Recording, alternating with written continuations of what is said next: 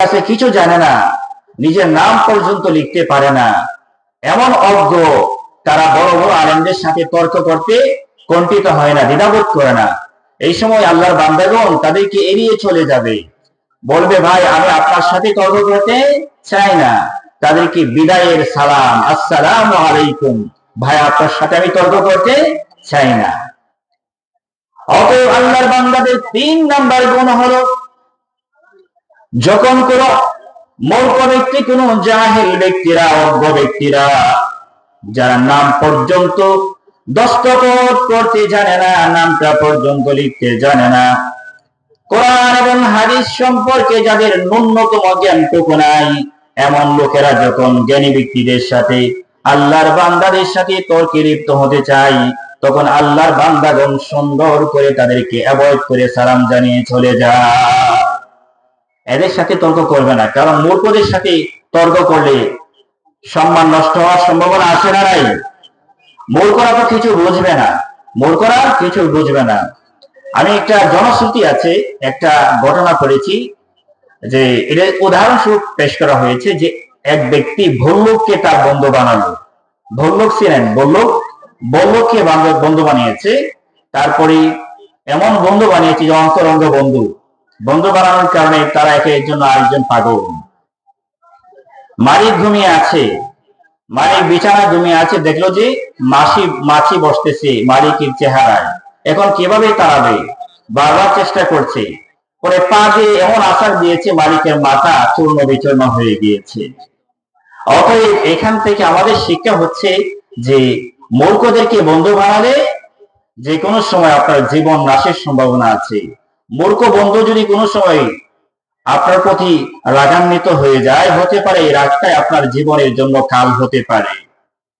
সেই জন্যে আল্লাহর বান্দাগণ যারা আছেন তারা মূর্খদের সাথে তর্কে লিপ্ত হতে চায় না, এদেরকে এড়িয়ে চলে এবং এদেরকে বিদায়ের জন্য সালাম ভাই আপনার পথে আপনি চলুন, আমার পথে আমি, আপনার সাথে আমি তর্কে লিপ্ত হতে চাই না।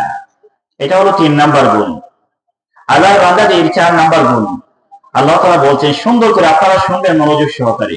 আল্লাহ তাআলা বলছেন, والذين يبيتون لربهم سجدا وقياما।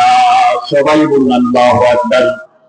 আল্লাহর বান্দাদের 4 নাম্বার গুণ হচ্ছে, রাত্র যত গভীর হয়ে যায় মানুষ কি হয়ে যায়, ঘুমিয়ে যায় না? চতুর্দিকে যখন কিংপতন নীরবতা বিরাজ করে, তখন আল্লাহর বান্দাগণ আল্লাহর সাথে সম্পর্ক স্থাপনের জন্য আল্লাহ তাআলা তখন দুনিয়ার আকাশে নেমে আসেন। আর আল্লাহর খাস বান্দা যারা, তারা ঘুম থেকে জাগ্রত হয়ে যায়।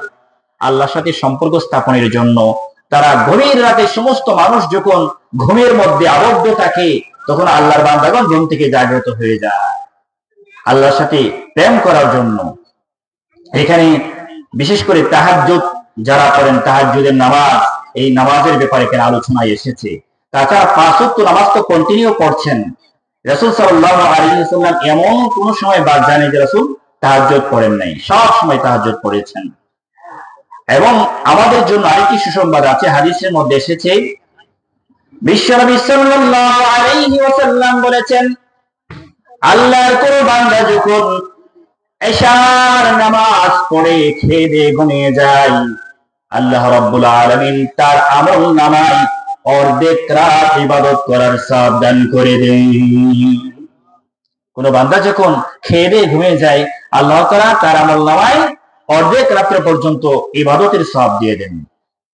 আবার যখন আল্লাহর বান্দা ফজরের সময় উঠে ফজরের নামাজ পড়েন, তখন আল্লাহ তাআলা আরো অর্ধেক রাত ইবাদতের সওয়াব দিয়ে দেন। সবাই বলুন না সুবহানাল্লাহ।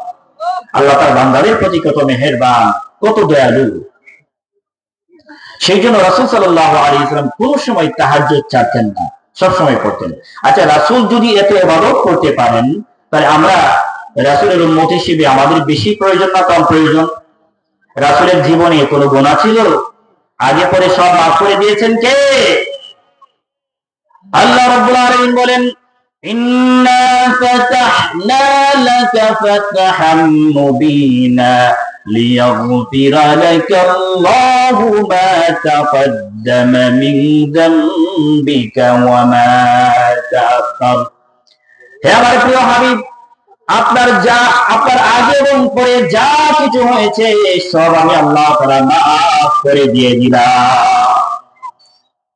হযরত আয়েশা জিজ্ঞাসা করলেন, ইয়া রাসূলুল্লাহ, আল্লাহ তো আপনার আগে এবং পরে যা কিছু আছে সবই তো তিনি মাফ করে দিয়েছেন, তাহলে তারপরেও আপনি এত ইবাদত করেন কেন? কে জিজ্ঞেস করেছেন? রাসূলের স্ত্রী আয়েশা রাদিয়াল্লাহু তাআলা। বিষ্ণু বললেন, হে আয়েশা, যে মুনিব আমার আগে পরে সব মাফ করে দিলেন, আমি কি তার জন্য শুকরগুজার হব না? আমি কি নিমক হারামি করতে পারি? তুমি কি বলো? যে আল্লাহ আমার আগে পরে সব মাফ করে দিয়েছেন, আমার প্রতি অনুগ্রহ করেছেন, আমি কি তার সাথে নিমক হারামি করতে পারি? আর আমরা যদি এরকম সুসংবাদ পেতাম, আগের দিন আসার সময় শুইতাম, এরপর একদিন জোহরের সময় উঠতাম, ঠিক কিনা? সেই জন্য আল্লাহর বান্দাদের 4 নম্বর গুণ হচ্ছে তারা রাত্রিবেলায় মহান আল্লাহ তাআলার উদ্দেশ্যে সিজদাবনত হয়ে এবং দণ্ডায়মান অবস্থায় রাত্রি যাপন করে অর্ধেক রাতের সময় উঠে যায়, তখন আল্লাহ তাআলা দুনিয়ার আকাশে নেমে আসেন। আল্লাহ তাআলা দুনিয়ার আকাশে নেমে বলেন, হে আমি মুস্তাগফির, আমার বান্দা এমন কেউ আছো যে আমার কাছে ক্ষমা প্রার্থনা করবে, আমি তোমাকে ক্ষমা করার জন্য প্রস্তুত আছি। আবার কোন বান্দা এমন আছো আমার কাছে তোমার প্রয়োজন চাইবে, আমি আল্লাহ তাআলা তোমার প্রয়োজন পূরণ করার জন্য প্রস্তুত, আমি নিচের আকাশে নেমে এসেছি। আমার কোন বান্দা এমন আছো যে তোমার অভাব অনটন দূর করবে, আমি আল্লাহ তাআলা তোমার অভাব অনটন দূর করার জন্য নিচে নেমে এসেছি। আবার কোন বান্দা এমন আছো যে পেরেশানিতে আছো, আমার কাছে তুমি চাও, তোমার পেরেশানি মুক্ত জীবন দান করব। যত প্রয়োজন আছে তোমার সব প্রয়োজন আমি আল্লাহ তাআলা মোচন করে দেব, তোমাকে সচ্ছলতা দান করে দেব। এই ঘোষণা কে দিতে থাকেন? আল্লাহ তাআলা। রাত্র যখন গভীর হয়ে যায় তখন আল্লাহ তাআলা দুনিয়ার আকাশে নেমে আসেন এবং বান্দাদেরকে ডাকতে থাকেন, কিন্তু বান্দারা তখন ঘুমের মধ্যে নিমজ্জিত থাকে। কিন্তু আল্লাহ নেককার বান্দা যারা, তারা ঠিকই উঠে যায়। সেই জন্য আল্লাহ তাআলা তার বান্দাদের 4 নাম্বার গুণের কথা বলছেন, ওয়াল্লাযীনা ইয়াবীতুনা লিরাব্বিহিম সুজদান ওয়া কিয়ামা। সবাই বলুন আল্লাহু আকবার। আল্লাহ বান্দাদের 4 নাম্বার গুণ হলো তারা মহান পালনকর্তার উদ্দেশ্যে রাত্রি যাপন করে সিজদাবনত হয়ে এবং দণ্ডায়মান হয়ে, অর্থাৎ তারা তাহাজ্জুদের নামাজের মধ্যে মহান আল্লাহ তাআলার কাছে কান্নাকাটি করে নিজের বুক পর্যন্ত অশ্রু জলে প্রবাহিত করে দেয়। যখন রাত গভীর হয়ে যায়, রাসূল সাল্লাল্লাহু আলাইহি ওয়াসাল্লাম সব সময় আগে ঘুমিয়ে যেতেন। আমরা তো অনেক সময় দেখা যায় গল্প গুজব করতে করতে আড্ডা মারতে মারতে রাত্রে 1টা-2টো পর্যন্ত বেজে যায়, এরকম হয় কিনা? কিন্তু রাসূল সাল্লাল্লাহু আলাইহি ওয়াসাল্লাম রাত্রির খাবার এশার আগেই খেয়ে নিতেন। রাত্রের খাবার কোন সময় খেতেন? এশার আগেই খেয়ে ফেলতেন এবং এশার পরে আর দেরি করতেন না, সঙ্গে সঙ্গে ঘুমিয়ে যেতেন এবং শেষ রাত্রে জাগ্রত হয়ে যেতেন। আর আমাদের অবস্থা হলো, আমাদের সিচুয়েশন হলো, আমরা ঘুমাই 2টার সময়, উঠি 10:30-10টার সময়। তাহলে রোগে কি করে ছাড়বে? আপনি তো নিজেই রোগ ডেকে আনছেন। রাসূলকে যারা ফলো করবে তাদের কোনো সমস্যা থাকবে না, সব সমস্যার সলিউশন করে দিবেন কে? এই জন্য আমরা যাকে ফলো করব তিনি হচ্ছেন বিশ্বনবী মুহাম্মদুর রাসূলুল্লাহ সাল্লাল্লাহু আলাইহি ওয়াসাল্লাম। ফলো করতে পারবো না?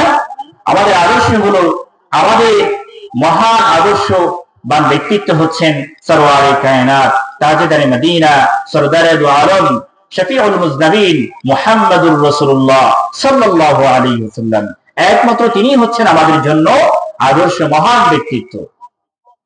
প্রিয় হাজিরিন, সেই জন্য 4 নাম্বার যে গুণটা, তারা হলো মহান আল্লাহ তাআলার জন্য রাত্রি জাগরণ করে সিজদাবনত হয়ে, সিজদা করে এবং দণ্ডায়মান হয়ে, অর্থাৎ নামাজের মধ্যে দাঁড়িয়ে এবং সিজদা করে রাত্র কাটিয়ে দেয়, অতিবাহিত করে ফেলে। এটা হচ্ছে আল্লাহর বান্দাদের 4 নাম্বার গুণ।